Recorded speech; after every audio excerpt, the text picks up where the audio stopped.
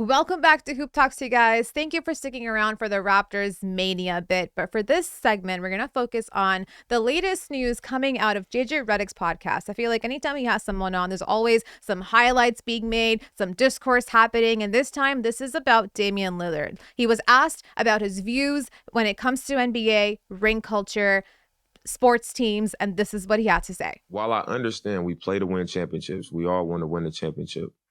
We can't keep acting like nothing matters, like the rest of the stuff, the journey doesn't matter. We can't keep doing that. You know what I'm saying? So I feel like there's so many ways that the league is different.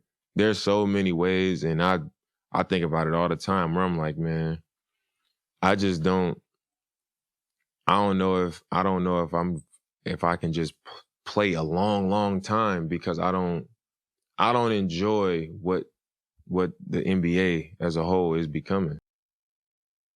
I like a lot of what Damian Lillard had to say because I think it just put things into perspective for basketball fans and athletes who aren't playing basketball, to get them a look inside an athlete's head of what he thinks about when it comes to ring culture and super teams, and what having a ring says to you and your accolades and what that means for you as a player. So did you agree with what he had to say? Yeah, I think so. Like, I'm a firm believer back in my day, or back when I was a kid and you started learning about watching basketball, it was more so all about, Kobe had the Lakers, LeBron had the Cavs, Carmelo had the Nuggets, right? Detroit had a cast of guys, right? But there was no super team. Dirk Mavericks. Right? Dirk had the Mavericks, right? Ron Artest had the Sacramento Kings for a minute, right? Jeez. But like I said, I agree with what Dame said, because everybody gets so focused on wins and losses and a ring, a championship. Basically, if you don't get a championship, you're not validated, you're nothing, you're a nobody. But the process of it, right? Think about where Dame came from Oakland, Weber State, gets drafted, Rookie of the Year, and working his way up in Portland with CJ, and then CJ leaves, and now they're kind of in a flux in Portland.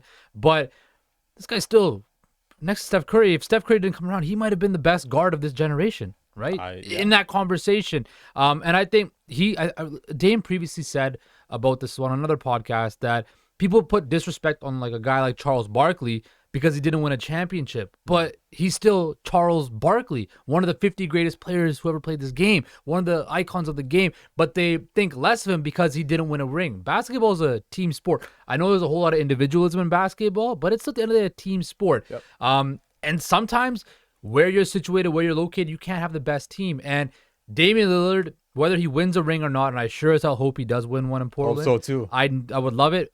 It doesn't take away from the fact that he's one of the giants of this. He's a top 75 player of all time, right? Right. I think Dame. Okay, you guys know me and my Dame agenda, yeah. Right? He's one of my favorite players ever, and I feel like the discourse around him and some players currently that haven't won, like Russell Westbrook and things of that nature, has been pretty bad because, they just go to the ring culture, right? You don't have one. And if you don't have one, you're not one of the best of all time, right? And we see this with other players. You talked about Barkley, of course, but there's Reggie Miller.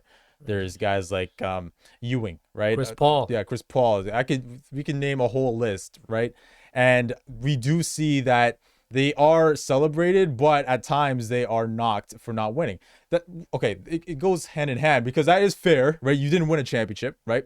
And you can't be with the guys that did, right? But at the same time, I don't think we should be diminishing guys for not winning. Yeah. And I feel like the NBA now with the player movement has changed a lot of the discourse, because even in the show, they were talking about how there's so much pressure to win now. Right? There's so much pressure that no one cares about the regular season anymore. Nope. That's another thing.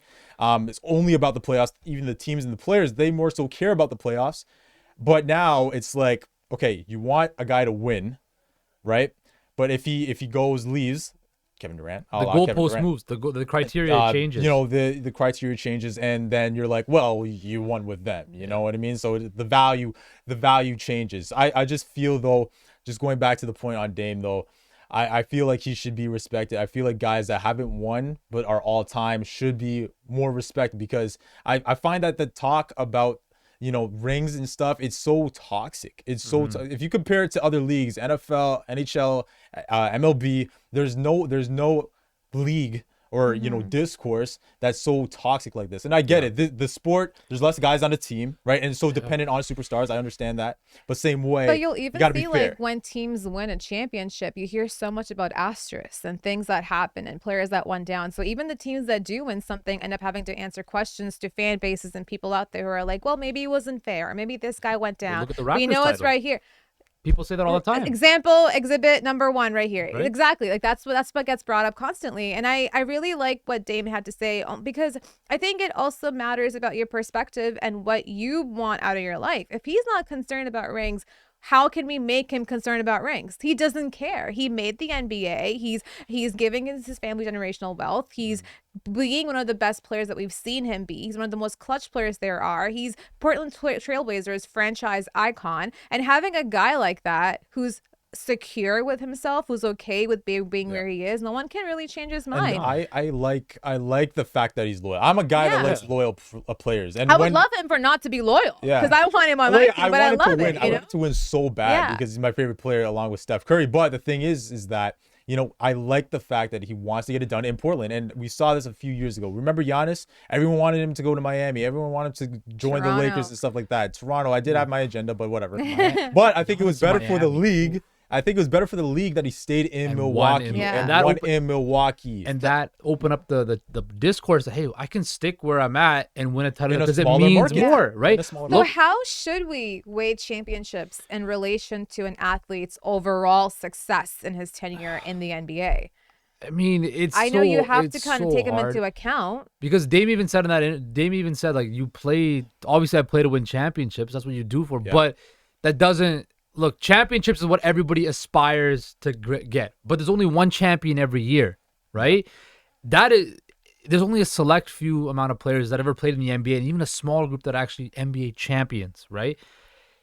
Championships mean a lot, but it doesn't, like you said, it doesn't affect the process. It doesn't change the discourse on the process. So I think the process on how they became great takes the most weight, but also championships do weigh something because you want to play the biggest. No, we love loyalty here. I'll take loyalty any day. I would have liked Kawhi to be loyal. I would also like Jay to be loyal to his country and come back He plays here for Canada. at one point.